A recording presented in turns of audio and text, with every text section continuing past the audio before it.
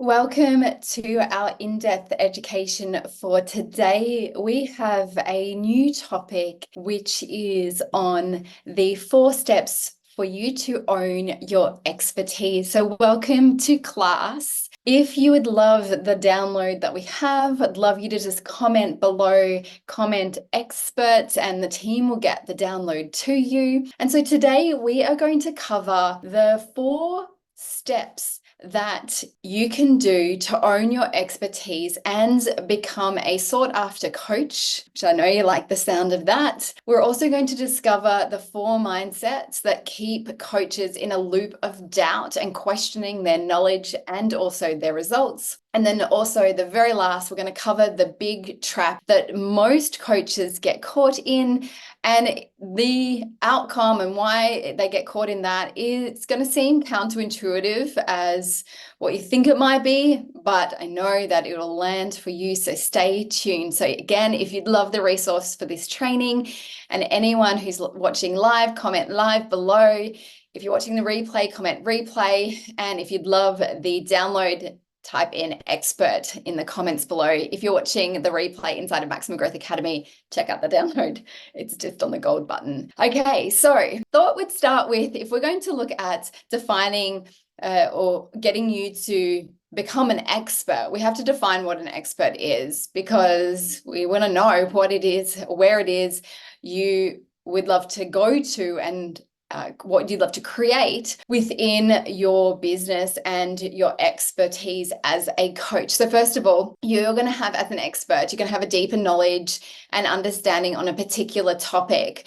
And so there's an element of mastery of that particular topic, which means that when someone comes to you, there's not that fumbling and trying to figure out what you're doing. It's more ease and effortless when it comes to being able to serve and help someone. It also means that you're able to apply the knowledge in certain circumstances or various circumstances and be able to help them. And so how do we then acquire expert knowledge? How do we acquire expertise? And so we can do that through education, through training, through hands-on real-world experience. And so I know that a lot of people who have their expertise, they've come from the hands-on experience. And particularly as a coach, there's only so much learning that you can do from a book, but you have to go and apply it and share it and practice it with people in order to become an expert. So you need like real world life experience. You got to have your time on the tools to be able to become an expert. You get good at playing the piano until you start playing the piano. So there's only so much reading we can do about it. So let's go into the 4 steps which get you to have a deeper understanding of your expertise. So I'm going to come on I'm going to share my screen with you right now. You might want to get a pen and paper out, and we are going to go through this together, if I can get it working. If not, we will just be flexible. I'll try one more time. All right, I'm going to try something different because my iPad for some reason isn't working. I'm going to do the whiteboard. Let's give it a go, team. Let's give the whiteboard a go. Okay, so when we look at owning our expertise, there are 4 dynamics that we want to look at when it comes to the ownership of our expertise. So if you get out your pen and paper, we're going to do a drawing. So we're going to draw across here. And what happened to my drawing team? Let's try one more time. Will that work? I think so. Stay with me. Stay with me. No. All right. I'm not going to have to be we've got to work with what we have. Hey, team. So let me get out something for you instead, and I'll walk you through this. So give me 1 minute. Okay. Don't you love it? Like when you go to help someone to unlock their expertise, then your tech doesn't work. Yeah. Okay. First time for everything. Hey, team. Okay. So I'm going to share with you now a diagram that is going to be helpful for you to understand the dynamics of owning your expertise. So on your screen, you can see this. So we've got our arrows. If you draw your arrows on, at the top, we have other. Down the very bottom, we have self. We have service and sales either side of that. So if you can draw that to start with when it comes to owning your expertise. So if we go through each of them, first of all, if we had the first step that we want to do in order to own our expertise, we want to recognize our expertise, because you have been studying, learning, absorbing information, acquiring information for a while on various topics that light you up and you feel inspired by. And so this is where your personal power lies with your expertise. And so you want to be able to recognize where that expertise is. Is it in health? Is it in human behavior? Is it in leadership? Is it in human potential or family dynamics? Like, where is your expertise and where does it lie? And so this is the self journey, because if we're going to go out to the world and we're going to go out and deliver a service, whatever that service is, so many people is like, what am I going to do? But it's like, how about we come back inward to start with and find out where's your expertise? Where's your power? What do you love to learn about? What do you gravitate to? What inspires you most with the topics that you learn? Where is your expertise? And let's start inside first before we go on the journey outwards. So then once we know that, we then want to think about, and I'm assuming most of you have been on the client journey for a while and it's not your first rodeo. So you've worked with people, whether it be free sessions or you've been paid. We want to have a look and define the person or define the individual. And so, because if we can find someone that we within ourselves resonate with, love working with, get a lot of inspiration from the individual that we work with, you're going to find that there's going to be longevity in a career, because one, you're going to continue to learn and recognize your expertise. You're going to learn in the things that you love most, and no point going and recognizing that you love learning about well-being, and then you go and start serving people with finances. It's not going to work. And so what we want to do is recognize that internal job, and as well as the people around us and the clients that we've had, who lights us up the most. So if we brought that down to one individual, we want to define that individual, like, who is it? So once we have that, our next journey is then going into the outside world. We want to be able to position ourselves in an industry, in a niche that we can make sales in, we can market ourselves out to the outside world. And so when we have different niches, so it might be like, trying to think now, like confidence coaching, it can be leadership coaching, health coaching, maybe it's like gut health if you go even more specific, maybe it's like personal training and mindset together, or it's business coaching, or it's so many different niches. And so what we want to do is, if we've discovered who we are, where our expertise lie, the type of client we want to, then the person we want to work with, the individual we want to work in, now we want to position ourselves into the outside world with our niche. And so once we have that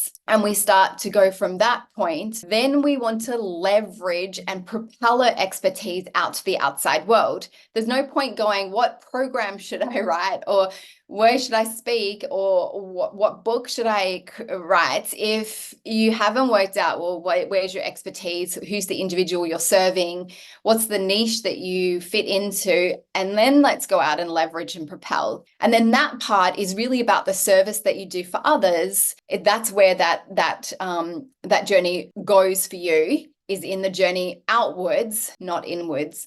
So when we leverage, we also then want to leverage in a way that feels congruent for us, because if you love speaking and then you say to yourself, well, I'm going to go and leverage by writing a book, but you don't like writing, it's not really your thing, and you love being around people and you love speaking to people and you love being in a crowd and you get a lot of energy from that, and there's really draining in the other, then maybe that's not the way to go leverage your expertise, because it isn't in alignment with who you are. It may be something you think, oh, that would be a great thing to do because it's what I've been told to do, but it's not necessarily the wisest and smartest way for you to amplify. Because remember that we become magnetic to the marketplace when we're being ourselves, which is learning. If we go to the value determination process, with Dr. Demartini, one of the questions asks you, what do you love? What do you read and about most?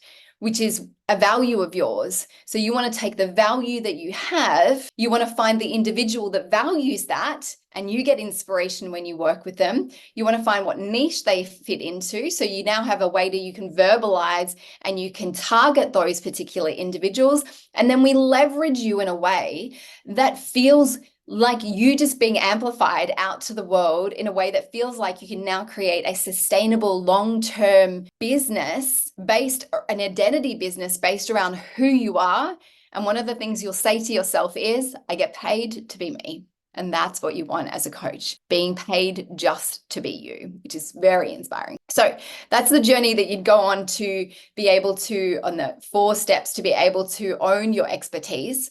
So then what are the mindsets that people get stuck in when it comes to coaching and the doubts that creep up? And so there are four mindsets. The first is perfectionism. So this may or may not be you, but it's when we have these high unrealistic expectations placed upon ourselves or the delivery of the work that we're doing, and that it's very difficult then to meet those standards. And so that can be really difficult, and self-doubt comes up because the standards are so high. It's like you can't deliver a piece of content that has mistakes in it, or where your tech doesn't work. Oh my gosh. And it would just be like panic attack. And so the self-doubt creeps in. And then because of the perfectionism, you end up not doing it. Or you are like one of those people who've created so many trainings or courses, programs, or maybe you've written a book and it actually hasn't been launched out to the world yet. It's still sitting somewhere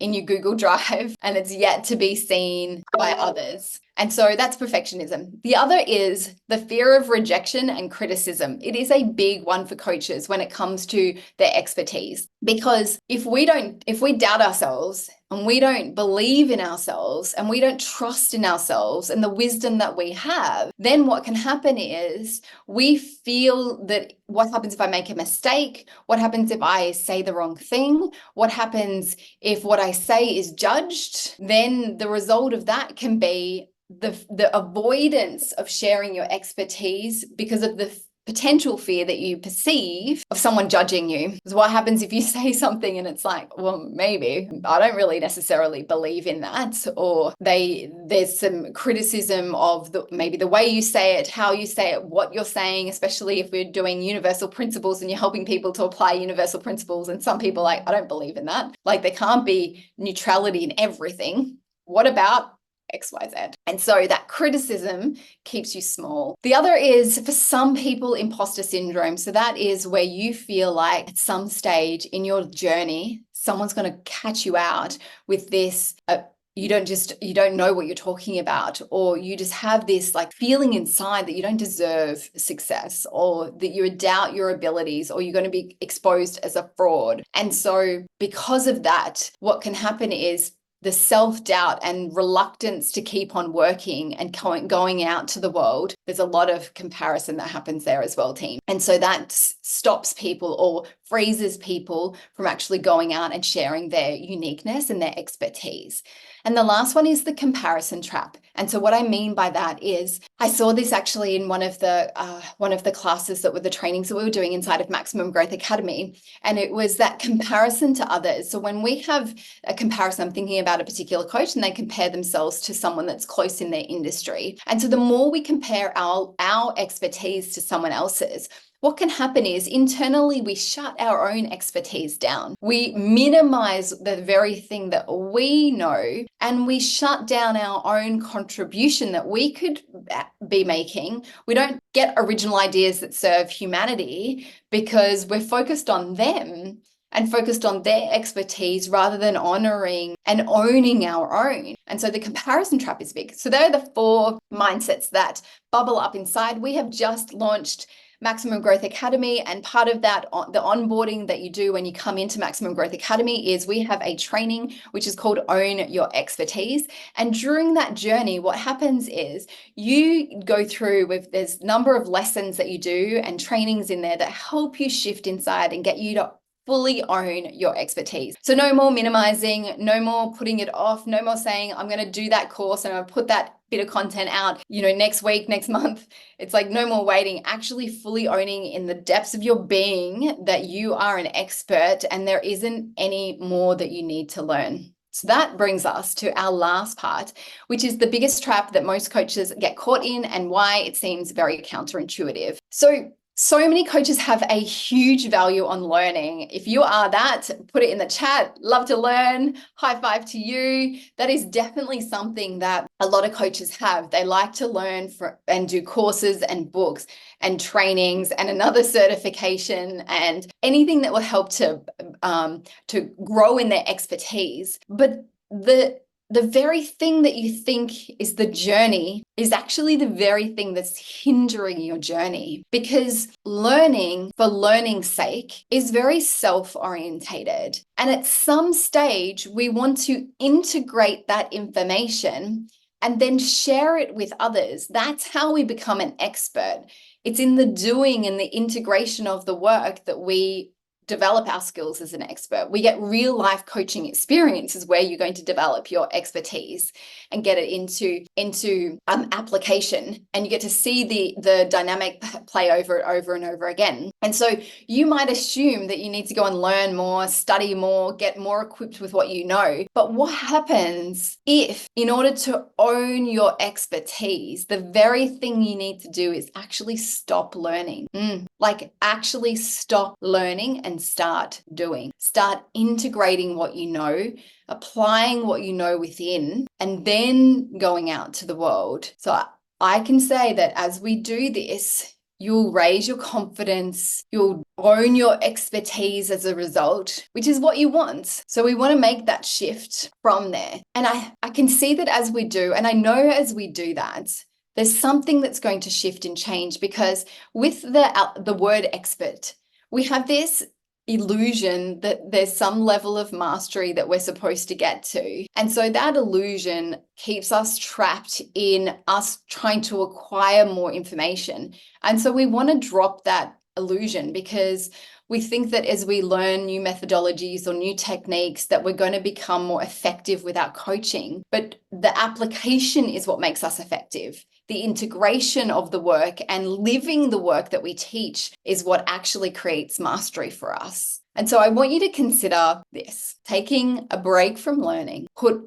some emphasis into the integration and the application of what you know. Come and maybe join us in at Maximum Growth Academy, because that's what we help you do, is for you to actualize your potential as a coach. You would love our classes, and we help you to overcome the fear of failure, own your expertise. We get you to pick a lane.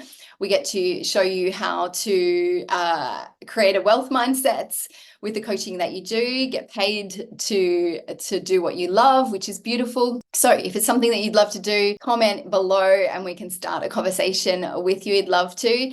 If you're already in the Maximum Growth Academy, I love seeing you. We had a very inspiring class last night. It was beautiful. We worked on actually this very thing, which is owning your expertise. And it's beautiful to watch people really step into their light and shine on the world in a way that feels very congruent and authentic for them. So that is a wrap for our in-depth question for today. Hope you found lots of value. Anytime you have comments, insights, realizations, share below in the comments. And I look forward to seeing you at the next perfect time.